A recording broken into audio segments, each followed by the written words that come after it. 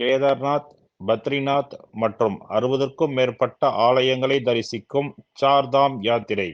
பிரதமர் மோடியை நேரில் சந்தித்து தமிழர்களுக்கு தனி நாடு கேட்டு கோரிக்கை வைப்பேன் என்று மதுரை ஆதீனம் பரபரப்பு கருத்தை தெரிவித்துள்ளார். அன்றைய தினம் இலங்கையிலே லட்சக்கணக்கான மக்களை கொன்று குவித்தவர்களும் வெற்றி பெற்று விட்டார்களே என்ற வருத்தம் தான் எனக்கு. அதனால தான் அவர்கள் மத்தியிலே ஆள முடியவில்லை.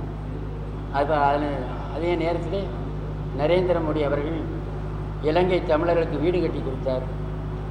வெற்றி பெற்ற நரேந்திர மோடி அவர்களுக்கு 2 கோரிக்கை வைக்கிறேன். ஒன்று, அன்று இந்திரா காந்தி கச்சத்தீவை தூக்கி கொடுத்துருக்காங்க. அந்த கச்சத்தீவை மீட்டு நம்முடைய தமிழ்நாட்டோடு இணைக்கணும். அது ஒன்று. ஈழத்திலே உள்ள தமிழர்களை கொஞ்ச நெஞ்சம் மிக்க மக்களை பாதுகாக்க தமிழ் ஈழத்தை ஏற்படுத்த வேண்டும்.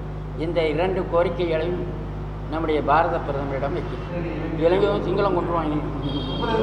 ஆமாம் ஆமாம், நான் தனி ஈழம் கேட்குறேன். தனி தமிழ் ஈழம் கேட்டுக்கிட்டு இருக்கேன். கேதார்நாத், பத்ரிநாத் மற்றும் 60க்கும் மேற்பட்ட ஆலயங்களை தரிசிக்கும் சார்தாம் யாத்திரை.